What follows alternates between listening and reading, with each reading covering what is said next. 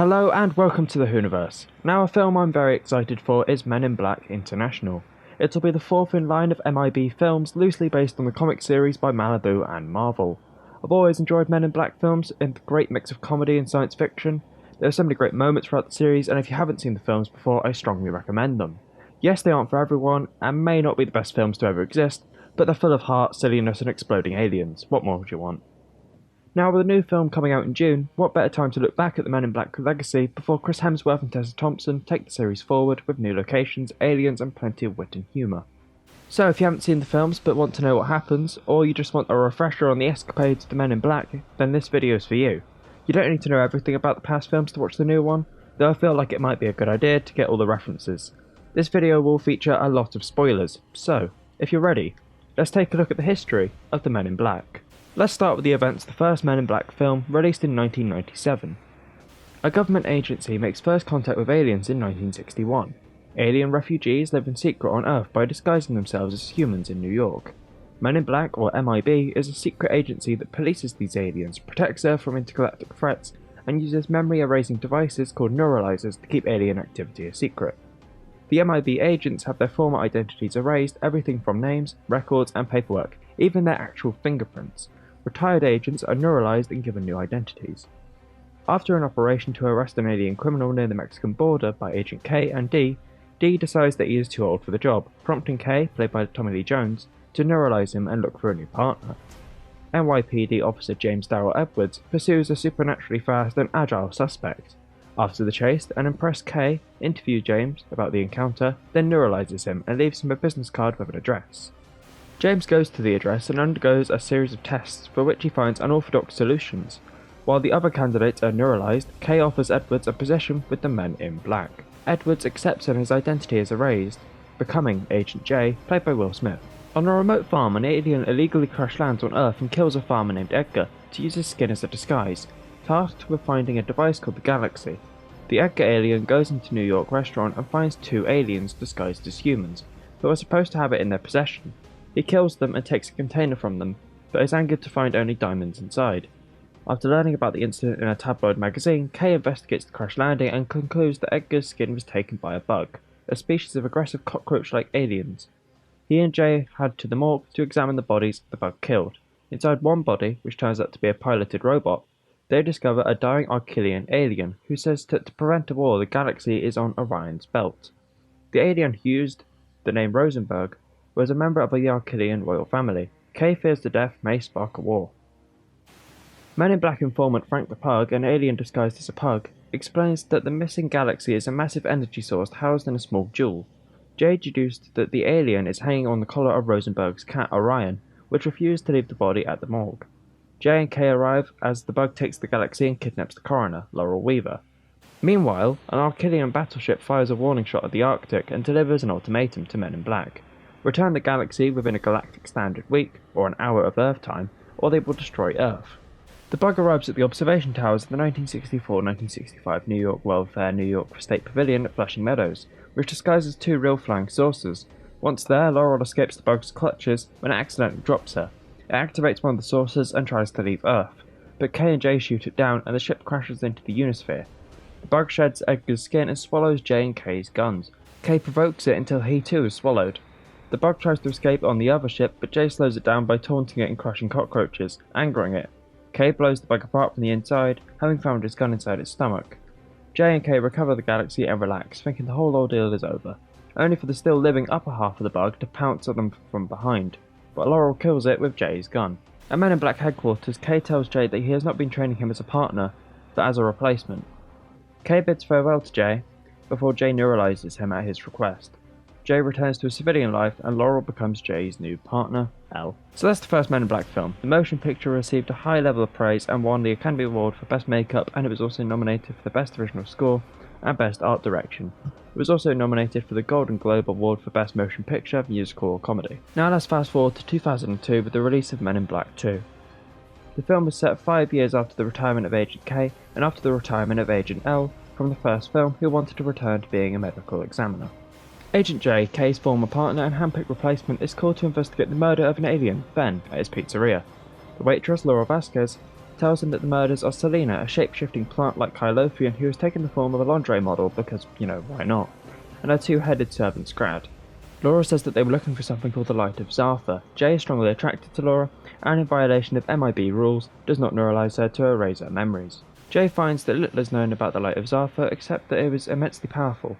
As he investigates the crime, every lead points to his mentor, Agent K, who has been neuralized upon retirement and remembers nothing of his MIB service. In Truro, Massachusetts, where K is now the town's postmaster, Jay convinces him by proving that all of his fellow postal workers are aliens. Back in New York City, Selena and Scrad launch an attack on MIB headquarters before K's neuralization can be reversed, but Jack Jeeves has an illegal deneuralizer in his basement. K regains his memories but remembers that years before he neuralized himself specifically to erase what he knew about the Light of Zartha, and those memories have not returned. As a precaution, he left himself a series of clues. At the pizzeria, they find a locker key. Jay hides Laura, who fears for her safety, with worm aliens.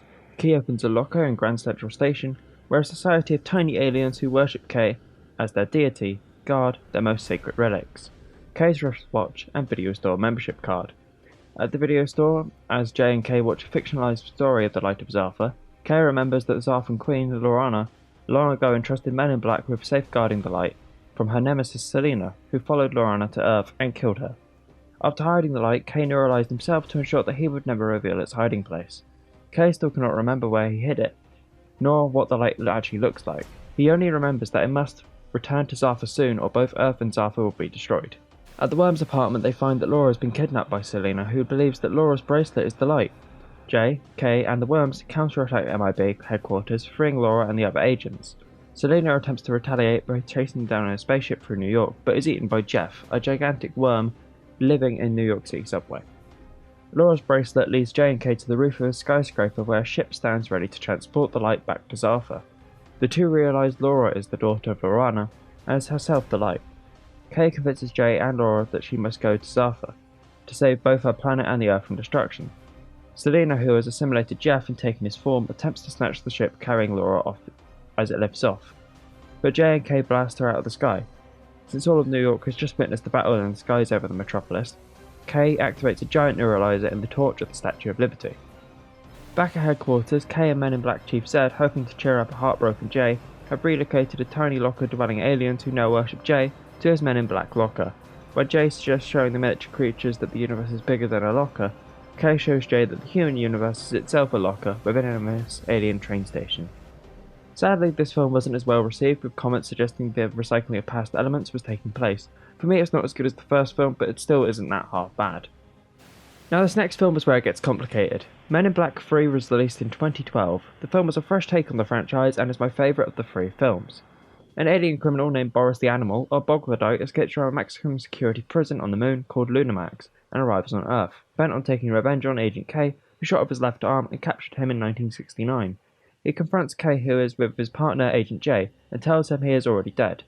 Back at MIB headquarters, J pursues MIB's files and discovers K was responsible not only for capturing Boris, but for deploying the ArcNet, a shield that prevented the Boggledites from conquering Earth, causing their extinction. Boris travels back in time to kill the young Agent K, with history altered so that K is long dead, only J's memory is somehow unaffected, and no one from the agency understands his obsession with K until Agent O, the new chief, deduces that there has been a fracture in the space-time continuum. With K dead, the ArcNet has never been deployed, and there is nothing to protect the present-day Earth from a Bogledite invasion. So Jay must travel back in time to stop Boris and save K. Once in 1969, Jay goes to Coney Island, knowing that the agency's records that in 1969 Boris will commit a murder here. However, he ends up being arrested by 1969 K, played by Josh Brolin, who takes him to MIB headquarters and prepares to neuralize him, but decides at the last minute to investigate Jay's claim that he travelled from the future to protect him. K and Jay follow clues leading them to a bowling alley, then to the factory, where they come across an alien named Griffin, who is in possession of the ArcNet. Griffin, who can see all possible future timelines and outcomes, senses Boris is coming and flees, promising to give them the ArcNet the next time they meet. Boris later captures Griffin. Jay and K pursue and rescue him, acquiring the ArcNet. 1969 Boris escapes, and 2012 Boris arrives, and they team up. Upon learning that they must go to Cape Canaveral, Florida, so they can attach the ArcNet to the Apollo 11 rocket to deploy it in space, Jay reveals how Boris will kill K, who initially takes the news badly. Then, Jay, K and Griffin fly there using jetpacks. but they are stopped by the military. Griffin shows a skeptical colonel the future, revealing to him the importance of their mission, and the officer assists them in reaching the launch site. As the agents climb up the rocket's launch tower, they are attacked by both 1969 Boris and 2012 Boris. Using his time travel device, Jay evades an attack by 2012 Boris and knocks him off one of the launch tower bridges. Kay shoots off 1969 Boris's left arm, knocking him off the tower while also restoring the timeline. Kay attaches the ArcNet to the rocket as it is deployed successfully.